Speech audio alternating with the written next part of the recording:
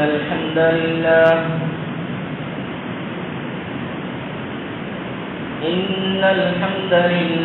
نحمده ونستعينه ونستغفره ونعوذ بالله من شرور أنفسنا ومن سيئات أعمالنا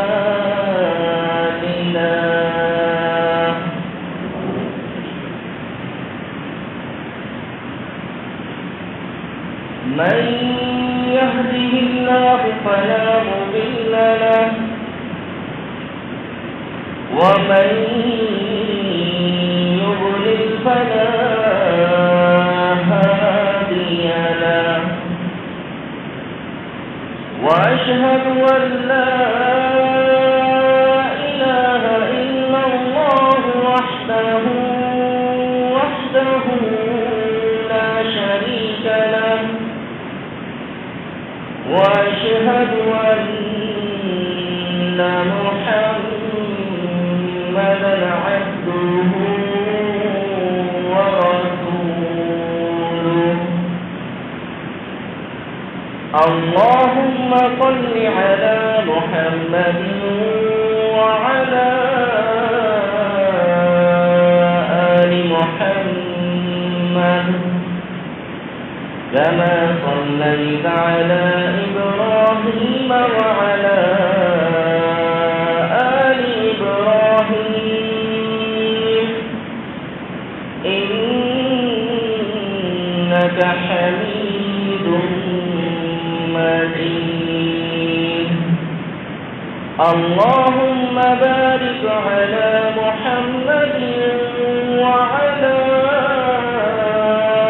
آل محمد كما باركت على إبراهيم وعلى آل إبراهيم إنك حميد مجيد أما بعد فإن أحسن الكلام كلام الله وخير الهدي هدي محمد صلى الله تعالى عليه وسلم وشر الأمور محدثاتها وكل محدثة بدعة وكل بدعة ضلالة وكل ضلالة في النار يا أيها الذين آمنوا اتقوا الله حق تقاته ولا تموتن إلا وأنتم مسلمون يا أيها الذين آمنوا اتقوا الله وقولوا قولا سديدا يصلح لكم أعمالكم ويغفر لكم ذنوبكم ومن يطع الله ورسوله فقد فاز فوزا عظيما أعوذ بالله السميع العليم من الشيطان الرجيم من همزه ونفخه ونفثه بسم الله الرحمن الرحيم إن الذين قالوا ربنا الله ثم استقاموا تتنزل عليهم الملائكة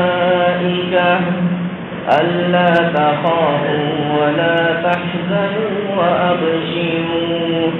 وأبشروا بالجنة التي كنتم كنتم توعدون اللهم إنا نسألك علما نافعا ورزقا طيبا وعملا متقبلا رب اشرح لي صدري ويسر لي أمري واحلل عقدة من لساني يفقهوا قولي رب زدني علما رب زدني علما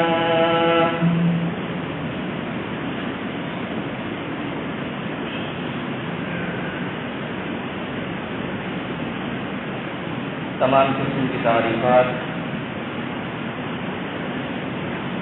اللہ رب العالمین کے لیے خاص ہے جو ساری کائنات کا خالق، ساری کائنات کا مالک اور تمام تر مخلوقات کا رازق ہے۔ لاکھوں کروڑوں درود و سلام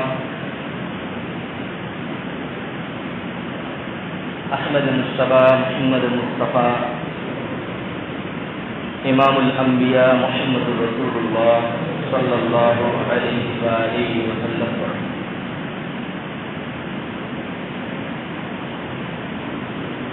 عزیز دوستو،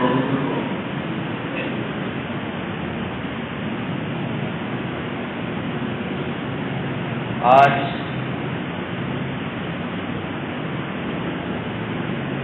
ہم رمضان کے آخری عشرے میں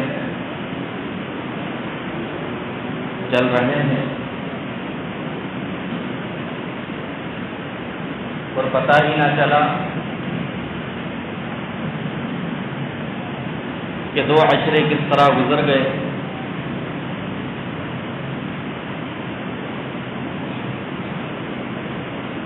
جو ہم نے عبادتیں کی ہیں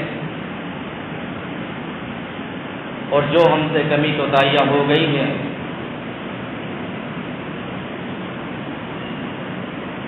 تو بھی بیٹی باپ کے گھر میں ہی ہے، یعنی بھی آخری عشرہ چل رہا ہے،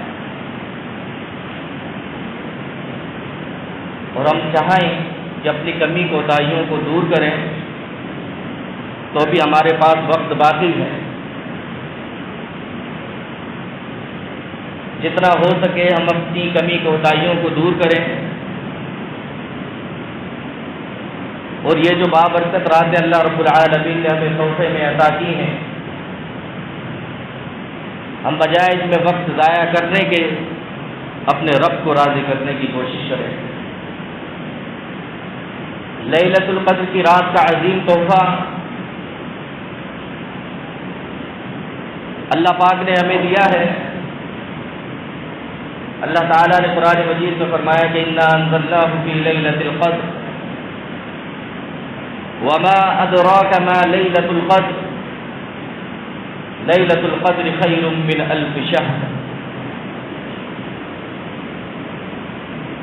اللہ کتنے ہم پر انعام کرے، کتنے اللہ تعالیٰ کے ہم پر انعامات، نوازشات، رحمتوں کی بارشیں اللہ تعالیٰ ہم پر کیے جا رہا ہے۔ ایک دفعہ میں ابھی حاطب پڑھ رہا تھا تو اچانک ایک روایت میرے سامنے آئی۔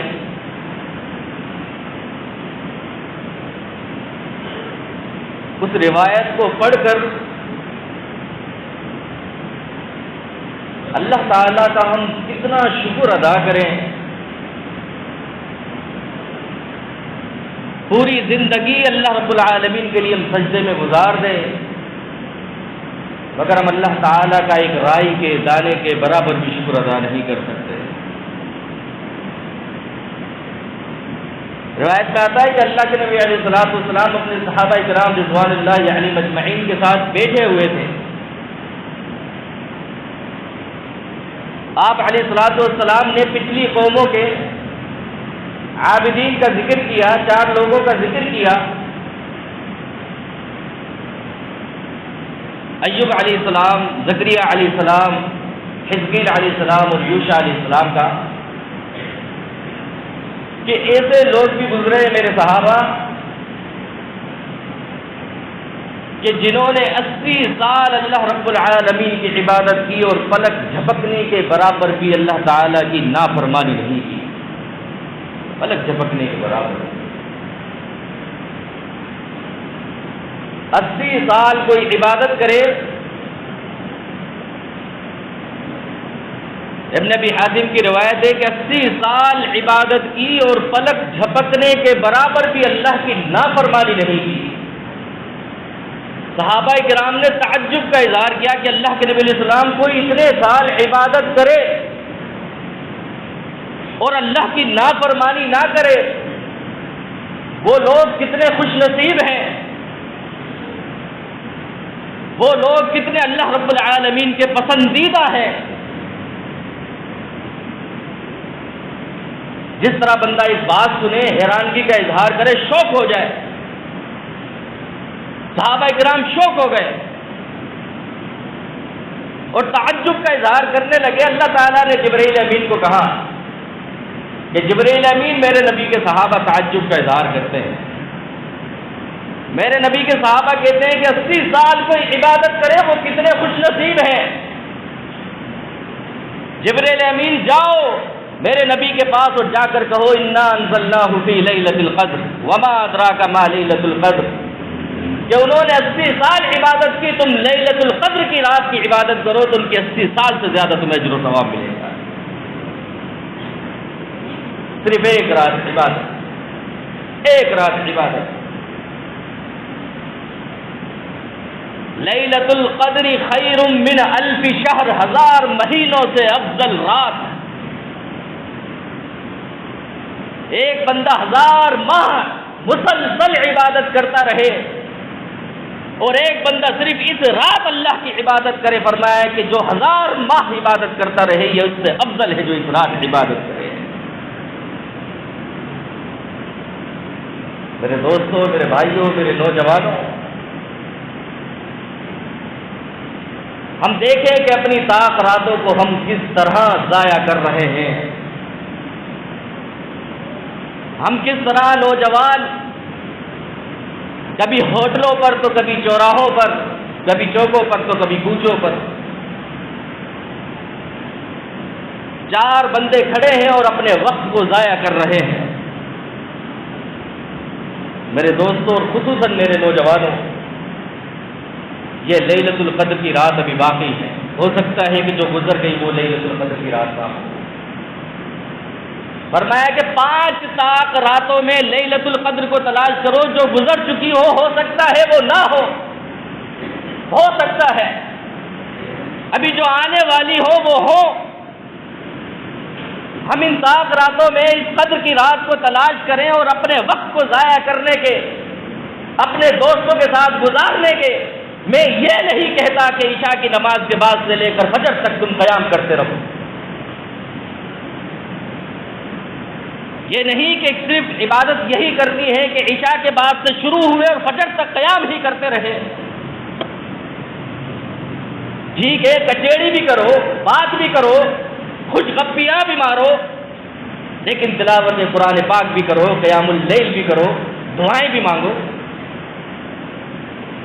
جہاں ہم اتنا وقت اپنا باہر ضائع کرتے ہیں، وہیں اس رات میں آ کر اپنے دوستوں کو کہیں کہ یار سال کے 365 دنوں میں سے ہم 360 دن خوش گپیاں مار رہے ہیں، وقت کو ضائع کر رہے ہیں. چلو آج 5 یہ طاق راتیں ہیں، ان 5 طاق راتوں کو مسجد میں گزارتے ہیں، لے کر آئیں، عبادات کا اہتمام کروائیں.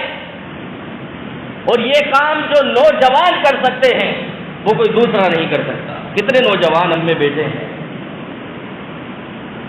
جو قومیں ابھی تک فاتح بنی ہیں، جو قومیں ابھی تک آباد ہوئی ہیں، وہ بزرگوں کی طاقت سے نہیں، بزرگوں کی دعاؤں سے اور نوجوانوں کی طاقت سے آباد ہوئی ہیں. نوجوان جسم میں ریڑھ کی ہڈی کی مانند ہے.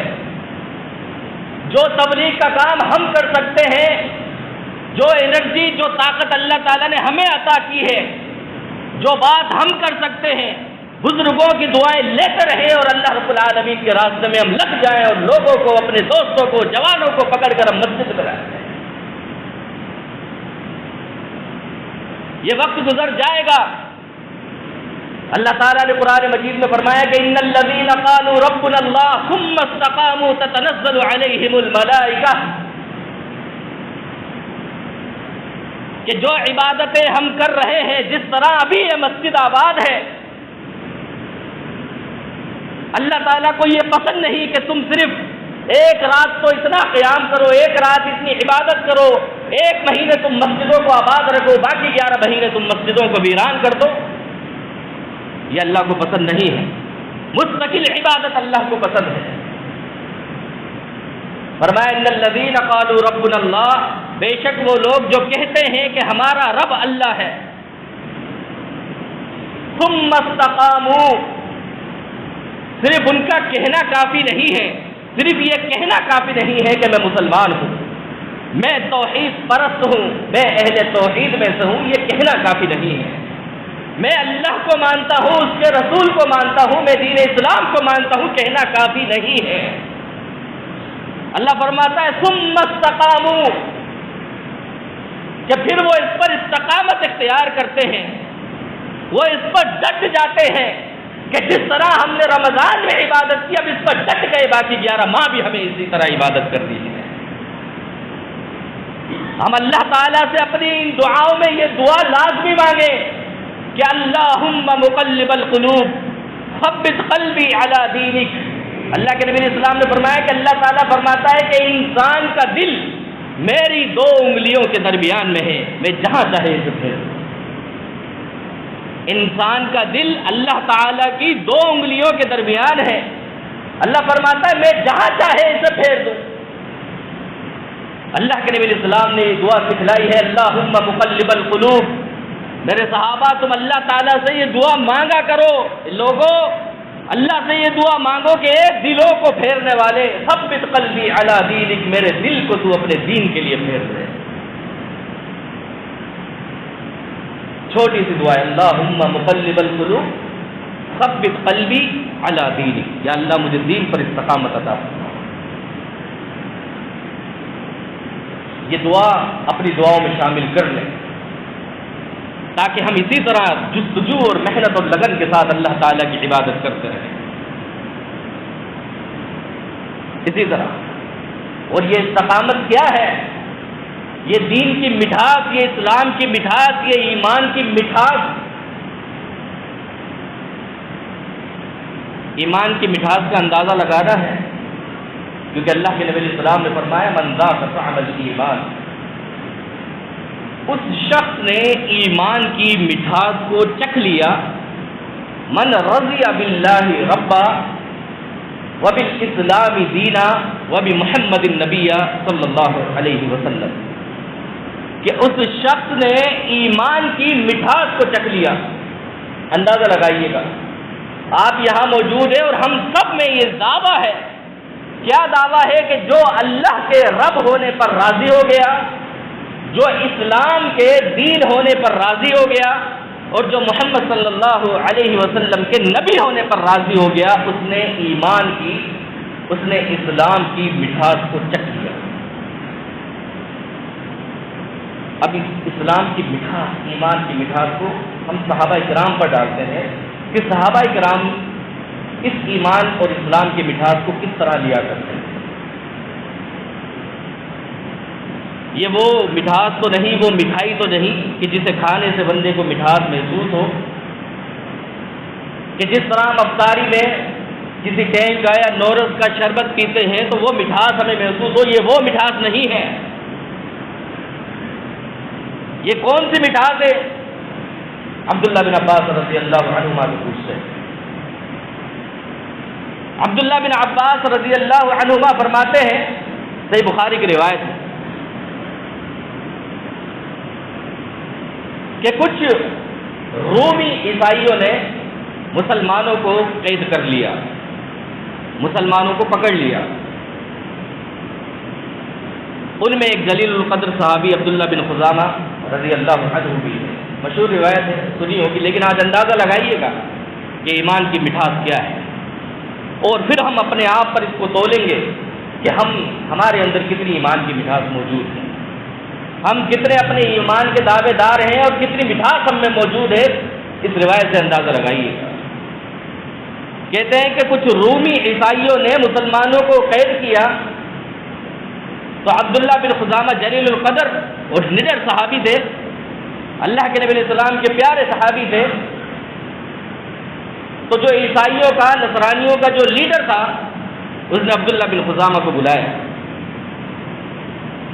کہ تنصر وَإِلَّا لَا أَقْتُلُكَ، آپ عیسائی ہو جائیں ورنہ ہم آپ کو قتل کر دیں گے. عبداللہ بن خزامہ کہنے لگے کیا پاگلوں کی بات کرتے ہیں کہ عیسائی ہو جاؤں ورنہ تم مجھے قتل کر دو گے، مجھے مار دو گے. کہا کہ میں اس بات کو نہیں مانتا. انہوں نے اندازہ لگایا اس کے جواب سے کہ یعنی مرنا تو اس کے لیے کوئی مسئلہ ہی نہیں ہے، موت تو اس کے لیے کوئی مسئلہ ہی نہیں ہے. اور آج ہم مسلمانوں میں لوگ موت سے تو ڈرتے ہیں مگر اللہ سے نہیں ڈرتے. ہم لوگ موت سے ڈرتے ہیں، ہم اللہ سے نہیں ڈرتے. موت سے ہمیں بڑا خوف آتا ہے کہ میں مر جاؤں گا، پیچھے کیا ہوگا، بچوں کا کیا ہوگا. یہ خوف نہیں ہوتا کہ اگر میں مر جاؤں گا، مرنا تو ہے، آگے میرا کیا ہوگا. کہا کہ اسے تو موت سے ڈر ہی نہیں لگتا. کہا کہ عبداللہ تنصر، عیسائی ہو جاؤ. اب ہم موت تو ماریں گے، صرف آسانی سے نہیں، بلکہ حکم دیا اس عیسائی لیڈر نے کہ جاؤ ایک پیتل کی دیگ، پیتل کی کڑھائی لے کر آؤ. پیتل کی کڑھائی لائی گئی اور اس میں تیل ڈالا گیا.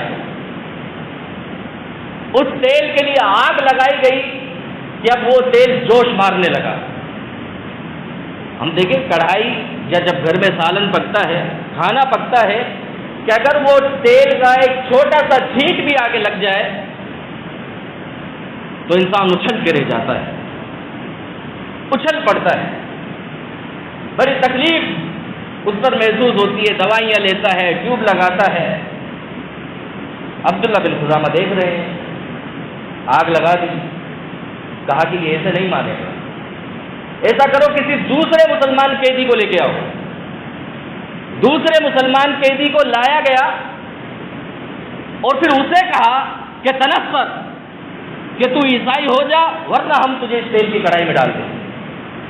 وہ بھی کہا کہ کیا ٹینشن کا، ڈالو. اٹھایا اور اسے مسلمان قیدی کو اس تیل کی کڑھائی میں ڈال دیا. بس کچھ ہی لمحے گزرے، فَإِذَا عِظَامُهُ صَلُوحٌ، کہ عبداللہ بن عباس فرماتے ہیں کہ اس مسلمان قیدی کی جب اسے کڑھائی میں ڈالا گیا تو تھوڑے ہی لمحے بعد اس کی ہڈیاں اوپر تیرنے لگی، یعنی پورا گوشت جل گیا. اللہ اکبر کر دیا. عبداللہ بن خزامہ کو کہا کہ دیکھ رہے ہو، اگر اب بھی عیسائی نہ ہوئے تو تمہیں بھی اسی طرح اس تیل کی کڑھائی میں ڈال دیا جائے گا. عبداللہ بن خزامہ نے کہا نہیں ہوتا. کہا کہ عبداللہ بن خزامہ کو آگے لے کر آؤ. عبداللہ بن خزامہ کو آگے لایا گیا. جب تیل کی کڑھائی کے پاس پہنچایا گیا تو ہاتھ پاؤں باندھ دیے گئے. جب ہاتھ پاؤں باندھ دیے گئے، تیل کی کڑھائی کے پاس پہنچ گئے تو آنکھوں سے آنسو جاری ہوئے. اب وہ نصرانی لیڈر کہنے لگا کہ لگتا ہے بات بننے لگی ہے، لگتا ہے بات بننے لگی ہے. خزامہ ڈر گئے، ابن خزامہ ڈر گئے. اس کے پاس آئے، آنکھوں کی طرف دیکھا، عبداللہ کو کہنے لگے اے عبداللہ کیا ہوا، ڈر رہے ہو؟ تو میں نے تو ایک چھوٹا سا آپشن دیا ہے کہ عیسائی ہو جاؤ، چھوڑ دوں گا. عبداللہ بن خزامہ سے ہنسنے لگے. میں ڈر نہیں رہا، میں اللہ تعالیٰ سے یہ کہہ رہا ہوں کہ اللہ میرے جسم میں جتنے بال ہیں ہر بال کے بدلے مجھے جان عطا فرما، ہر جان کو تیری راہ میں قربان کر. جسم میں جتنی جان ہے مجھے ڈر ہے، مجھے افسوس اس بات پر ہے کہ میری ایک ہی جان ہے. میرے جسم میں جتنے بال ہیں اور ہر بال کے بدلے جان ہوتی، میں وہ ساری کی ساری جانیں اللہ کی راہ میں بار بار قربان کرتا۔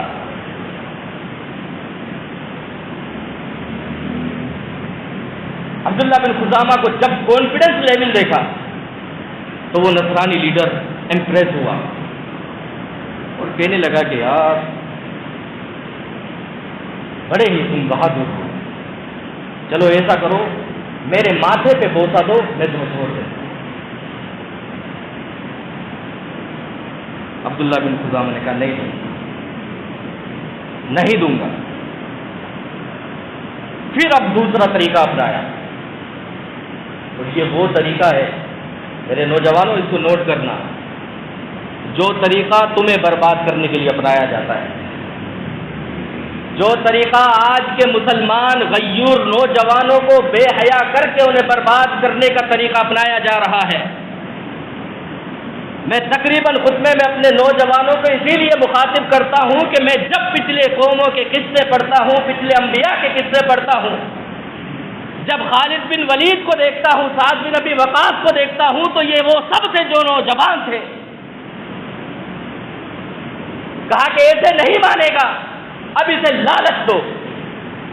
اور لالچ کیسی تھی کہ وہ نصرانی لیڈر عبداللہ بن خزامہ کو کہنے لگا کہ اے عبداللہ، میں نہ صرف تجھے آزاد کروں گا، ٹھیک ہے تجھے مجھے بوسہ نہیں دینا تو مت دے، لیکن ایک بات میری مان لے کہ تو صرف عیسائی ہو جا، میں تجھے اپنی بیٹی پیش کرتا ہوں اور اپنی بیٹی سے تیرا نکاح کرواتا ہوں، تو عیسائی ہو جا۔ اور یہی وہ روش ہے جو آج کل قادیانیوں نے اپنائی ہوئی ہے، یہ وہی روش ہے جو آج کل قادیانیوں نے اپنائی ہوئی ہے۔ کہا کہ میں اپنی بیٹی بھی تجھے پیش کرتا ہوں، اس کا نکاح بھی کرواتا ہوں، اور ساتھ ساتھ جو میری بادشاہی ہے اس میں بھی تجھے حصہ دیتا ہوں۔ عبداللہ بن خزامہ پھر ہنسنے لگے کہ یہ کیسی باتیں کر رہے ہو، یہ کون سی باتیں کر رہے ہو۔ ایک دفعہ عبداللہ بن عمر رضی اللہ عنہما فرماتے ہیں کہ عمر بن خطاب ایک مرتبہ گھر سے نکلتے ہیں، دیکھتے ہیں کہ دور ایک شخص لیٹا ہوا ہے، زمین پر لیٹا ہوا ہے۔ جب قریب جاتے ہیں دیکھتے ہیں کہ وہ شخص ایک کھجور کی بنائی ہوئی چٹائی پر لیٹا ہوا ہے۔ مزید قریب جاتے دیکھتے ہیں کہ اس شخص کی پیٹھ کے درمیان اور کھجور کی چٹائی کے درمیان کوئی کپڑا نہیں ہے۔ پھر مزید قریب جاتے ہیں دیکھتے ہیں کہ اس شخص کے جو سر کے نیچے جو تکیہ ہے وہ چمڑے کا ہے۔ مزید قریب جاتے ہیں تو آنکھوں سے آنسو جاری ہو جاتے ہیں۔ جب آنکھوں سے جاری ہو جاتے ہیں تو اس شخصیت پہ پڑتے ہیں، اور وہ شخصیت کوئی اور نہیں، کائنات کے امام محمد رسول اللہ صلی اللہ علیہ وسلم ہوتے ہیں۔ عمر بن خطاب روتے ہیں کہ اللہ کے نبی علیہ السلام، وہ فارس والے، روم والے، وہ کس طرح عیاشیاں کر رہے ہیں، کس طرح مزے کی زندگی گزار رہے ہیں، اور کائنات کے امام کس طرح چٹائی پر لیٹے ہیں کہ کمر پر، پیٹھ پر ایک کپڑا بھی نہیں کہ اس پیٹھ پر اپنے کپڑے کو پیٹھ سے ڈھک لیا جائے اور اس تکلیف سے بچا جائے۔ آج ہم چارپائی پر تو لیٹ کر دکھائیں۔ کائنات کے امام نے فرمایا، اے عمر بن خطاب، مجھے تجھ سے یہ امید نہیں تھی۔ عمر بن خطاب نے کہا اللہ کے نبی علیہ السلام کیوں؟ فرمایا کہ اے عمر، کیا تمہیں یہ منظور نہیں ہے کہ اللہ تعالیٰ نے ان کفار کو دنیا عطا کی ہے اور آخرت اللہ تعالیٰ ہمیں عطا کرے گا؟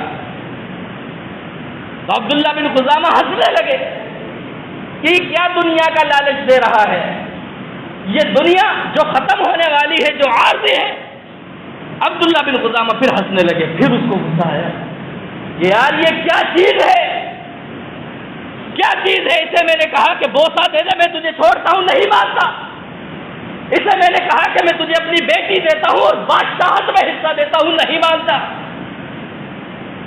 پھر آخری اس نے اپنا پیرا کھیلا اور کہا کہ عبداللہ بن خزامہ، کچھ تو میری بات مان، ایسا کر تو مجھے بوسہ دے، تجھے بھی چھوڑتا ہوں، تیرے ساتھ 80 مسلمانوں کو بھی چھوڑتا ہوں۔ عبداللہ بن خزامہ نے کہا جا بوسہ دے۔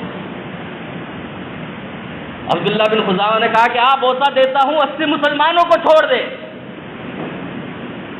80 مسلمانوں کے لیے، اپنے بھائیوں کے لیے قربانی دینے کے لیے تیار ہے، مگر آج کا مسلمان قربانی دینے کے لیے تیار نہیں ہے۔ آج تو برداشت کا مادہ ہم میں ختم ہو چکا ہے۔ بھائی بھائی کے دستے گریباں ہیں، بہن بھائی سے ناراض ہے، بھائی بہن سے ناراض ہے۔ المیہ یہ ہے کہ اولاد ماں باپ سے ناراض ہے، ماں باپ اولاد سے ناراض ہے۔ آج برداشت کا مادہ ختم ہو چکا ہے، قربانی کا اظہار بھول چکے ہیں۔ عبداللہ بن خزامہ کو آفر دی کہ بوسہ دے، تجھے بھی چھوڑتا ہوں، 80 مسلمانوں کو بھی چھوڑتا ہوں۔ عبداللہ بن خزامہ نے کہا دیر مت کر، آجا تجھے بوسہ دیتا ہوں، 80 مسلمانوں کو چھوڑ دے۔ اندازہ لگو پرواہ ابھی اتنی نہیں ہے اپنے مسلمان بھائیوں کی۔ بوسہ دیا، خود بھی گئے، 80 مسلمان بھائیوں کو بھی ساتھ لے گئے۔ عمر بن خطاب کی مجلس میں حاضر ہوئے، عمر بن خطاب کو یہ قصہ سنایا۔ عمر بن خطاب نے پھر عبداللہ بن خزامہ کا بوسہ لیا۔ میرے صحابہ، یہ ایمان کی مٹھاس میرے صحابہ کی۔ میرے بھائیوں، ہم کہاں ہیں؟ ہم کہاں ہیں؟ دنیا میں تھوڑا سا لالچ مل جائے، کیونکہ ہم اس سے گزر چکے ہیں، دنیا کی رنگینیوں کو دیکھ چکے ہیں۔ خدا کی قسم، جو اسلام میں مزہ ہے وہ دنیا میں نہیں ہے۔ جو ذہنی سکون، جو ذہنی بے چینی ختم کرتا ہے وہ اسلام ختم کرتا ہے۔ اسلام کو اپنا لو، سکون ملے گا۔ دنیا میں جا کر بھی دیکھا ہے، آ کر بھی دیکھا ہے، خدا کی قسم کوئی مزہ نہیں ہے۔ یہ صرف دنیاوی آنکھوں کا دھوکہ ہے کہ ہم یہ دیکھتے ہیں کہ فلاں کو دیکھو کس طرح مزے سے گھوم رہا ہے، گاڑی میں چلتا ہے، بنگلے میں جاتا ہے، صبح کاٹن پہنتا ہے، شام کو واپس آتا ہے، بچے بھی مزے میں ہیں، خود بھی مزے میں ہیں، ارے سارے مزے ہیں۔ نہیں ہے تو اس سے پوچھ کے دیکھیے گا کہ کتنی ڈپریشن کی گولیاں کھاتا ہوگا۔ اگر مسلمان ہوگا، مومن ہوگا تو پھر دونوں نعمتیں ہیں، دنیا کی بھی ہے، آخرت کی بھی ہے۔ لیکن مومن کو کوئی ٹینشن نہیں، دنیا ملے نہ ملے، بس اللہ تعالیٰ آخرت میں کامیاب کر دے۔ آج میری کامیابی کو دنیا میں کتنے لوگ دیکھ لیں گے؟ اگر اس پوری دنیا کے لوگوں کو بھی ہم جمع کر لیں، بل گیٹس کو کون نہیں جانتا؟ ایمیزون کے مالک کو کون نہیں جانتا؟ زیادہ سے زیادہ 6 ارب لوگ جانتے ہوں گے۔ کیوں 6 ارب؟ کیوں؟ کیونکہ اس دنیا میں ہی 6 ارب لوگ، 7 ارب ہوں گے۔ اصل کامیابی تو وہ کامیابی ہے جب میرا رب حشر کے میدان میں مجھے کھڑا کرے گا، وہاں 6 ارب نہیں، ابا آدم علیہ السلام سے لے کر آخری انسان تک پوری کی پوری کائنات، تمام فرشتے دیکھ رہے ہوں گے کہ حافظ راجد کو اللہ نے کامیاب کر دیا، کہ فلاں مومن کو اللہ نے کامیاب کر دیا ہے۔ وہ جو میری کامیابی ہوگی، پھر جو مجھے فخر محسوس ہوگا کہ اللہ یہ کامیابی ہے، وہاں کیا بل گیٹس ہوگا، کیا وزیر اعظم ہوگا، کیا صدر ہوگا، وہاں جو کامیابی ہوگی اسے تو انبیاء بھی دیکھیں گے، اسے تو فرشتے بھی دیکھیں گے کہ اللہ تعالیٰ نے اسے آج کامیاب کر دیا۔ عزیز دوستو، دنیا تو بالکل دھوکہ ہے۔ اور بھی کئی روایت موجود ہے ایمان کی مٹھاس کے اوپر، مگر ہم اپنا اندازہ لگائیں کہ تھوڑا سا ہمیں لالچ ملے ہم دین سے دور ہو جاتے ہیں، تھوڑی سی ہمیں دنیا ملے ہم دین سے دور ہو جاتے ہیں، جبکہ اگر خوشی ملے تو بھی ہم اللہ کا شکر ادا کریں، اگر غم ملے تو بھی ہم اللہ تعالیٰ سے صبر کی دعا کریں کہ اللہ مجھے صبر عطا، اس میں کوئی نہ کوئی حکمت ہو۔ اللہ تعالیٰ سے دعا ہے کہ اللہ تعالیٰ مجھے اور آپ کو، ہم سب کو صحیح معنی قرآن و حدیث پر عمل کرنے کی توفیق عطا فرمائے۔ آمین۔